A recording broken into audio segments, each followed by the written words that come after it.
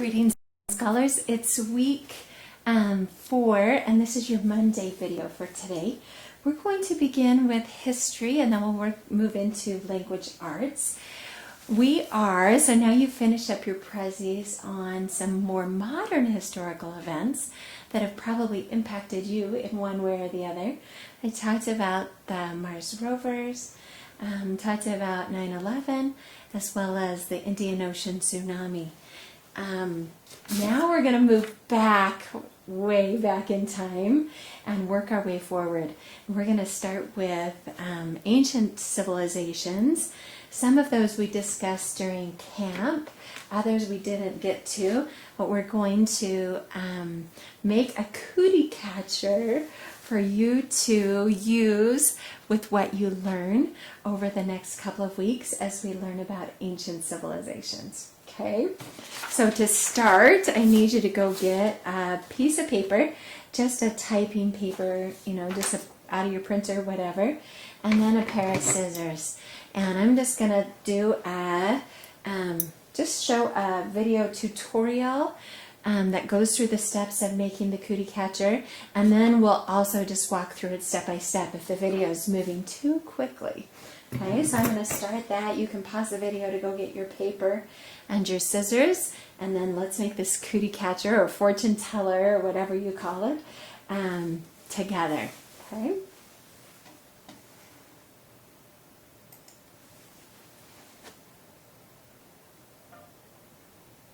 This is how to make a cootie catcher, also called a paper fortune teller. If you start with a standard sheet of paper, you will need to make it a square by folding one corner over to the edge and cutting off the extra flap. Unfold it and you have a square. Fold the corners and crease again. Unfold so you're back at the square. Next, fold each corner point into the center of the creases.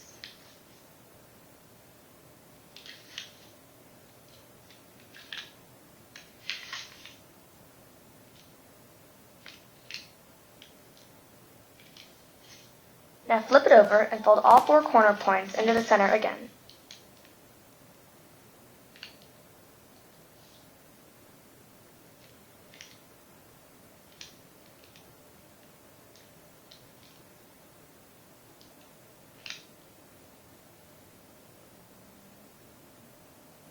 Write the numbers 1 through 8 on each of the triangles.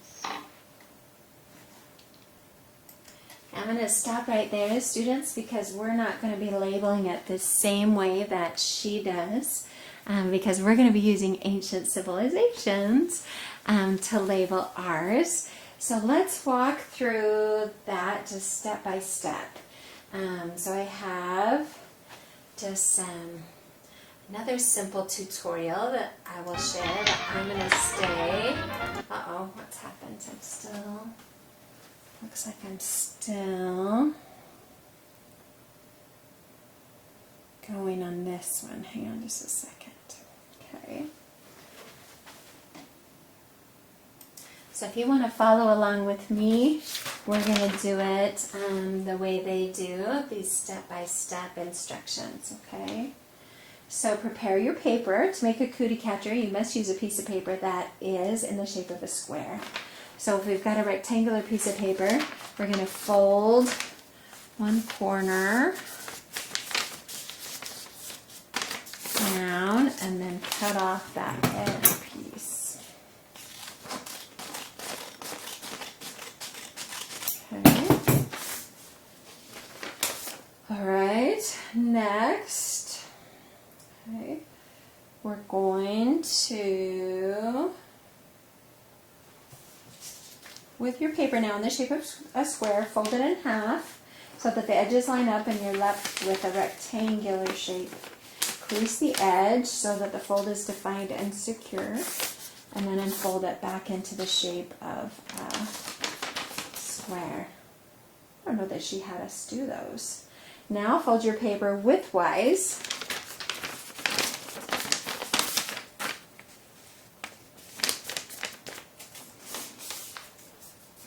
Fold it in half again, but this time in the opposite direction. Crease the fold to keep it in place, and then unfold the square again. Okay. Fold the corners in toward the center. Work your way around the square, folding each of the corners in towards the center. Okay. So it doesn't give me, still trying to load that picture.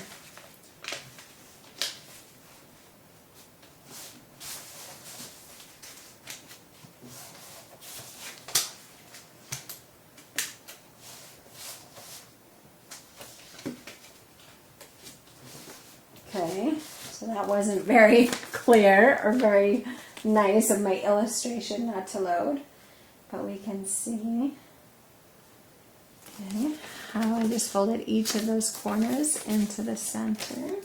Okay. Now flip the paper over and fold the corners in again. Okay, flip your folded paper over so that the pre-loose folded corners are facing down and the flat, smooth top side of the paper is facing you. And this will again leave you with a small diamond shape.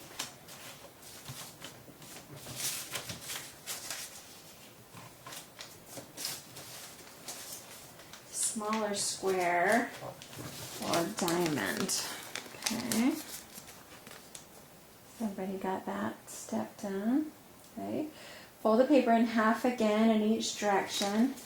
Your cootie catcher is in the final stages of folding. Before you finish up the main shape, reassert the creases by folding the paper in half both ways, and that'll make it easier to open. Okay. Pull the tabs towards you. If we flip the paper back over, there should be 4 small squares that are formed and are open at the corners. Pull these outward. The center should fold inwards a bit. Insert your fingers in the spaces, and you should be finished. Oh, this one doesn't want to work as good. What do we got going on here? There we go. Okay, now it's going to explain what information we want to add. Okay, typically there are 3 main sections of the cootie catcher that need to be labeled. When you're holding the catcher, each of the 4 corner tabs should be labeled, and when you flatten out the catcher, the inside tabs should be labeled on the outside with a number. Lastly, each of the inner tabs should be labeled with a fortune or a note, okay, to be read when opened up. All right, so we're not going to do colors or numbers on our cootie catcher, okay, students? So I want you to label each of these outside tabs with geographic coordinates related to the coordinates of our map, okay? So we're going to do, and they can be in different colors, that would be fun to make it more colorful, but it needs to have a north and an east and a south and a west, like a compass rose, okay, on your map. And we are going to be learning about ancient civilizations that are found in each of these areas of our globe, and then we're going to add some fortunes related to each of those civilizations. So let me make me a little bit bigger so you can see what I've done, students. So as I've got my cootie catcher open, okay, you need to do a north, an east, a south, and a west. Okay? And when you're doing your cootie catcher with friends or family members, they will choose from one of those coordinates, and then you can spell it. Okay? So if they choose a north, then you'll go N-O-R-T-H. Okay? E-A-S-T, and so forth, right? So we're going to label the inside in just a minute. But if you can get to this point on your cootie catcher with each of them labeled north, south, east, or west, you're in good shape. Today, the ancient civilization that I want to tell you about is Sumeria. This was really the earliest recorded civilization that we know about. It was located in a place called Mesopotamia, which is in between the Tigris and the Euphrates rivers. The reason we know about them as the first kind of recorded civilization is because they wrote on clay tablets in a cuneiform, which was a wedge-shaped writing that they would do into the clay with a stick, kind of a triangular-shaped wedge or tool. That once the clay dried, it became a very permanent and a long-lasting record of the people in Samaria. We're going to tell you about the man that united the Sumerian people, and his name was Sargon. Okay? I want you to listen to this first Sumerian ruler named Sargon. See if you can notice any similarities to his story from some other stories that you maybe have heard about. Okay? There are many stories about Sargon. One of the oldest stories says that he had no parents. He just floated down the Euphrates River in a basket when he was a baby. The basket got stuck in the reeds at the edge of the river near a city-state called Kish. One of the servants of the king of Kish happened to be down at the river getting water in a jug. He heard a strange sound. Where was that sound coming from?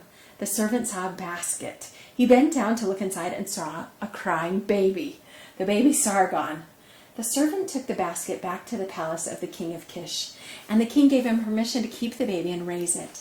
So Sargon grew up inside the palace. He became strong and handsome, and everyone at the palace liked him. He even became the cupbearer to the king, and at every meal he would bring the king his wine in a golden cup. The king's cupbearer was one of his most trusted servants because it would have been very easy to poison the king's wine. But the king of Kish trusted Sargon. He shouldn't have. Sargon made friends with the most powerful people at the palace, including the commanders of the army. He became so popular that he convinced the army to follow him instead of the king. And he even persuaded the army to kill the king and make him Sargon, the ruler, instead. But that wasn't enough for Sargon. He didn't want to be the king of one city. He wanted to be the king of the whole land of Mesopotamia. So he started to attack the cities all around him. He fought over 50 wars to conquer Mesopotamia. Eventually, Sargon ruled all the country between the Tigris and Euphrates rivers. He built a new capital city called Akkad and named his new empire Akkadia. Now Sumer was united into one country under one ruler. But many of the cities Sargon conquered didn't like being part of his empire. They were used to making their own laws and running their own affairs. Sargon knew that to stay in charge, he would have to make the cities all obey his laws. So he used his army to force all the cities to follow him. He sent soldiers from the Akkadian army to live in each conquered city. They made sure that the people who lived in the city were following Sargon's laws instead of their own. And if the conquered cities didn't obey, the soldiers punished them. This is called a military dictatorship.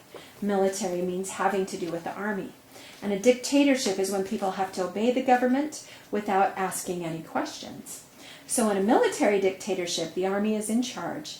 Sargon's empire lasted for years, but only because he used the power of his army to keep it together. Hey students, that's a really interesting story. One that I thought was fascinating because it reminded me of another story that maybe you have read as well or been told. The story is in the Bible. Did anybody make a connection to another story? Did it sound like the baby Moses, that was put in a basket and sent down the river? It's kind of interesting. Is Sargon's story based on Moses' story? Did the really heaven get mixed up with this and they made up a legend? I don't know. Or did both of these things actually happen? I'm not sure, but it's really interesting to learn about. Hey, before we move on, I need to get my map. Hang on one second.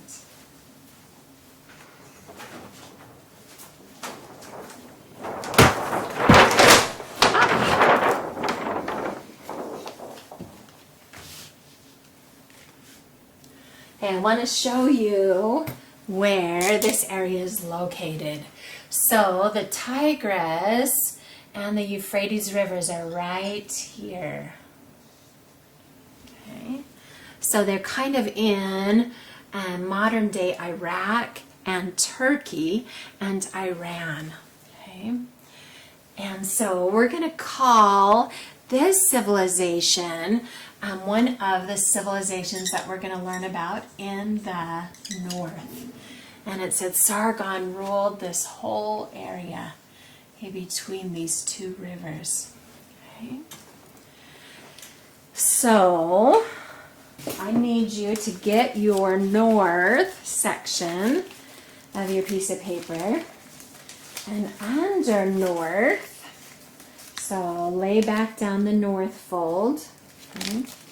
And I want you to write on one of the flaps, okay, the Sumerians. Make sure it's under, so there's going to be kind of two flaps that you can see, and I want you to write on one of them, Sumerians. Okay, and it looks like that. One of the flaps under north says Sumerians. Okay, then open that further, and you can see on that flap that says Sumerians that there are two triangles that you need to write on. And one of the triangles is going to be a good thing that could have happened to you if you lived in Samaria.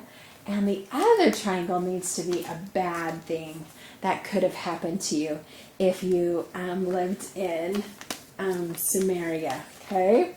So, what is, from what we just read, what is a bad thing that could have happened to you? And you can think about your own ideas, students. You're living in a military dictatorship, and maybe you could say Sargon's army, what punishes you? Sargon's army sees you break the law and kills you. Okay, basically, that's one of the fortunes that could have happened to you. I'm going to write for one of my fortunes for the Sumerians. Sargon poisons your drink. Which would be a bad thing that could happen to you, right? Okay. Now we need to do a good thing that could have happened to you if you lived back in this time period. What about you find a baby in a basket? Maybe that's a curse. Maybe you think that's a really bad thing, boys, maybe girls, I don't know. So maybe that's not what you want to write down. You become famous and your story is told on clay tablets. Okay. You become the general of the army. You become Sargon's cupbearer. Okay, what are some good things that could happen to you during this civilization? Do we feel like there was much good? Probably not too much good for the average person, but if you were maybe in the army, then it would have been good, right? You're the best fighter in the Akkadian army. Okay. And that would have been a good thing. Okay, write a fortune on one of those triangles that is good. So for each civilization that we do, students, we're going to write one fortune that's good and one fortune that is not so good. Okay? You are the best fighter in the Akkadian army. Okay, choose a good one and choose a curse, like a bad one. And we're done with our cootie catcher for today. I need you to hang on to it, students, because we're going to be able to add to it. And then you'll be able to teach your parents what you have learned about these ancient civilizations. I think it should be kind of fun. You can get kind of violent in what happens, but not too graphic, okay? Try not to be too gross, even though some of the curses in some of these ancient civilizations would have been kind of pretty bad. Would have been bad to live back then. All right, we're going to continue on with our language arts now, and we are working this week on some punctuation. And I want to talk to you about some punctuation and why it is so important. We do not, students, ever use punctuation, do we, when it comes to actual speech, right? You don't ever say, I'm so glad to be here today, period. Or, are you finished with your autobiography, students? Question mark. Okay, we do not speak our punctuation marks out loud, but we use them to express ourselves in writing, and they're really super important in writing. I want you to think about some quotes. I'm going to share with you some quotes by Malala Yousafzai, one of the autobiographies that you're able to read. Okay, but I want you to think about how these quotes would have been punctuated, or how you could punctuate them. Generally we use a period, a quotation, or a exclamation point, or a question mark, one of those three. Listen to these quotes and decide what punctuation mark they need. I don't want to be remembered as the girl who was shot. I want to be remembered as the girl who stood up. Okay? How would those have been punctuated? I don't want to be remembered as the girl who was shot. Okay? Do you think you could just use a period for that one? Yeah. I want to be remembered as the girl who stood up. Maybe an exclamation point on that one to make it really strong. How about this? I believe it's a woman's right to decide what she wants to wear. And if a woman can go to the beach and wear a bikini, then why can't she also wear everything? Okay. I believe it's a woman's right to decide what she wants to wear. And if a woman can go to the beach and wear a bikini, then why can't she also wear everything? Question mark. Meaning, why can't a Muslim woman be all completely wrapped up? Why can't she choose what she would like to wear? And when she goes up and have her hair and her face covered versus not being covered very much at all. Okay? And that ended in a question mark. Okay? When someone tells me about Malala, the girl who was shot by the Taliban, that's my definition for her. I don't think she's me. Now I don't even feel as if I was shot. Even my life in SWAT feels like part of a history or a movie I watched. Things change. God has given us a brain and a heart, which tells us how to live now. Okay? So those were all punctuated with periods. And they guide me in how I'm going to read them to you, don't they? And you can imagine in your mind how they're punctuated as well. I want to just do a couple more quotes, kind of fun from her. Some people only ask others to do something. I believe that why should I wait for someone else? Why don't I take a step and move forward? I phrased those as questions, didn't I? Because they ended as with question marks. Why should I wait for someone else to do something? Why shouldn't I be the one to issue those challenges, okay, and do something? Here's one last quote. Why must girls... No, sorry, that was a question. I want to read this one.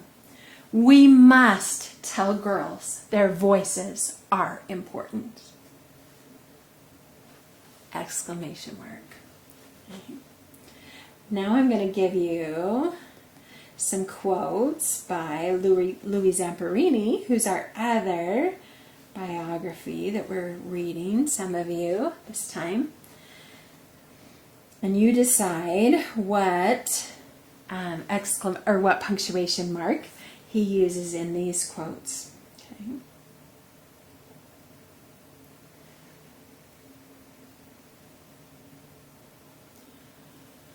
I've made it this far and refuse to give up because all my life I have always finished the race. Okay, cool.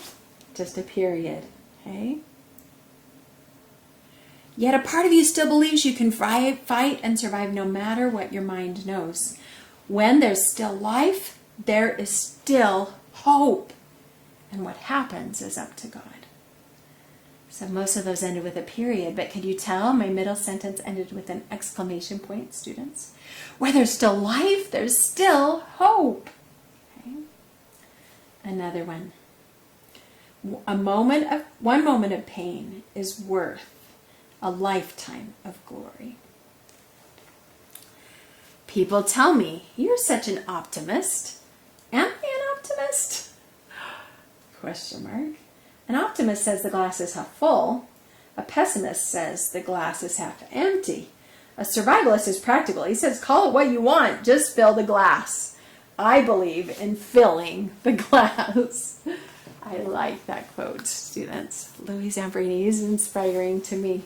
He survived such a difficult ordeal and came out strong. Okay? And we can use our punctuation marks to emphasize certain things, to ask things, or to just tell things. And we're going to be talking more about how punctuation is used this week. Got some fun activities for us to complete related to that with our action items. But before we log off for today, I need to share with you your new spelling words. These are, again, the homophones that we're going to be using. Those words that sound the same but are spelled differently and have different definitions. Maid and maid. Okay? One of these students is the kind of maid that would clean your bedroom for you if you had one of those at your house. Okay? Maid. And this is homemade, like to make it yourself. Here are some others. Lane and lane. This first is how you would spell it if you had lain down for a nap. Okay? And not a word that we use too commonly, but lane is a narrow path, a road, a lane that goes through the woods or down a street, a lane. Okay? And this kind of lane is to lay down in the past tense. Here's some more. Or. And what is the meaning, the differences between all these? This is an oar that you would use to row a boat. Here's an or. You would say a conjunction between this or that. And this type of ore is a mineral that you get from the ground. Okay, they were mining ore. Now this is how you would spell it. Naval versus naval. This has to do with the Navy. Okay, a naval ship, a naval vessel. And this is your belly button, right? Naval. What type of navel would you use when you were talking about a naval orange? Is it an army orange or a navy orange? No. It's this kind because it looks like it has that belly button on the end. Okay. Quiet and quite. These don't sound exactly the same, but they get misspelled and mispronounced all the time. In fact, students, another word that goes along with this, and is often misspelled and misconfused, is quit. Right? So we've got quiet, quite, and quit. Okay, those can be a little bit tricky. Quiet, of course, is to shh. Quite is almost, but not quite there. And then quit is to give up. Here's paste as well as paste. This is a glue, okay, a sticky substance that we use. And paste is the pace you are traveling, how you're moving. Okay. Here is sail and sail. Okay. This is the sail on a boat, and this is the sail in a store. Here's some more. Move these over. Rack and rack. Okay. This is like a rack of clothes. You see this is a rack that this is hanging on. Rack is to experience deeply, okay? Racked with pain. Okay, that's to experience something with your whole body. Rack. Here we go, some more. Vein, vein, and vein. Okay, what are the different, you can't see that final one. Okay, these words are available, students, on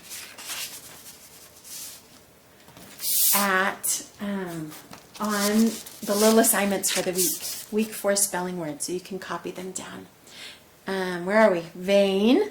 It was in vain. There was no use. Okay, meaning no worthwhile effort. Okay, doesn't matter. Vane, as in a weather vane, the things that are on top of barns and that spin. And then vein, that type of vein is the kind of vein that's in your body, your blood veins. And finally, tax and tax. This type of tax is like a thumbtack. Okay. Lots of tacks together. And this is what we have to pay the government. Okay. So there are our spelling words for the week, students. Good luck learning the difference between those and how to spell them. Good luck on your test. We'll keep practicing with those this week and do some fun games and activities with them. So thanks for joining us. We'll catch you in homeroom and in your individual team meetings later on in the week. Thanks for joining us.